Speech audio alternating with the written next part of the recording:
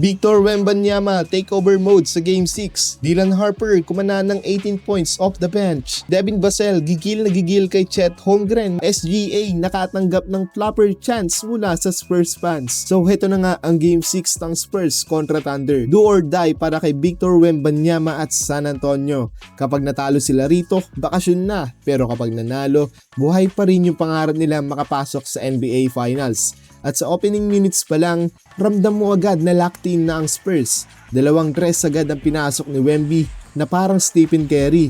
Tapos maya-maya tumawag ng ISO laban kay Hartenstein. Crossover, turnaround jumper. Kapag ginagawa talaga ni Wemby yung parang guard moves niya habang 7'4 siya, sobrang daya lang. Pero hindi lang si Wemby yung mainit dito sa game na to. Sunod-sunod ding tumira mula sa tres sina Devin Vassell, Keldon Johnson at Dylan Harper habang yung Thunder hirap na hirap makahanap ng rhythm offensively.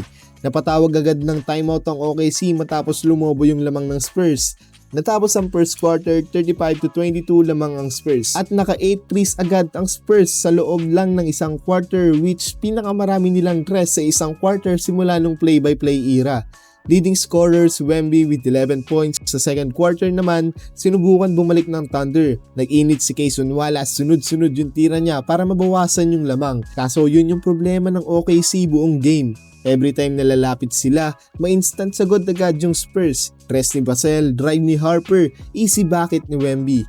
Parang hindi nawawala yung momentum ng San Antonio. Isa sa pinaka-hype na moment yung block ni Devin Vassell kay Chet Holmgren kasi after nung block, diretso trash talk agad si Vassell na makikita mo na talagang hype na hype siya. Parang gusto niyang ipaalam na walang easy basket sa larong yun.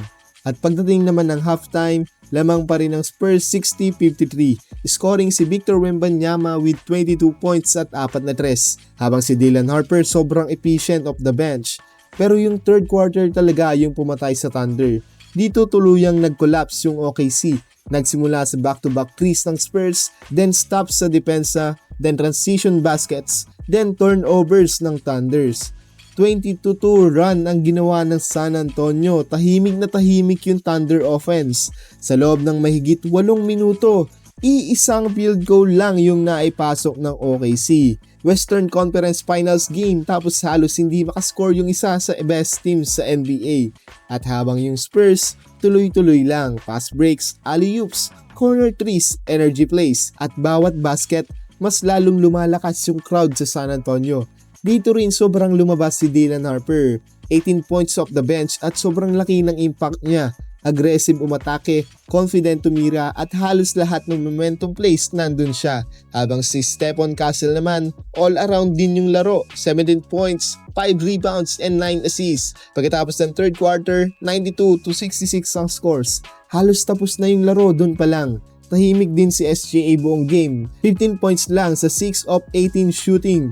Mukhang effective talaga depensa ng Spurs sa kanya. Hindi sila masyadong nag-double team, binibigyan lang nila ng konting space para hindi siya makakuha ng easy fouls at free throws. Meanwhile, si Chet Holmgren naman ay mayroong rebounds at blocks, pero offensively, hirap pa rin siya kapag kaharap si Wemby.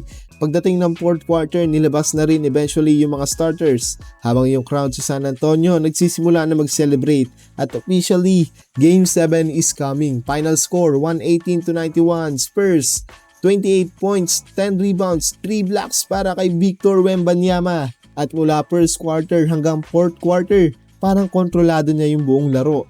From being one loss away from elimination, isang panalo na lang ulit ang Spurs papuntang NBA Finals. At honestly, ito yung klase ng series na deserve talaga ng Game 7. SGA, Wemby, Thunder, Spurs. At ngayon, isang game na lang ang pagitan bago mag-NBA Finals. So, sino sa tingin nyo mananalo sa Game 7?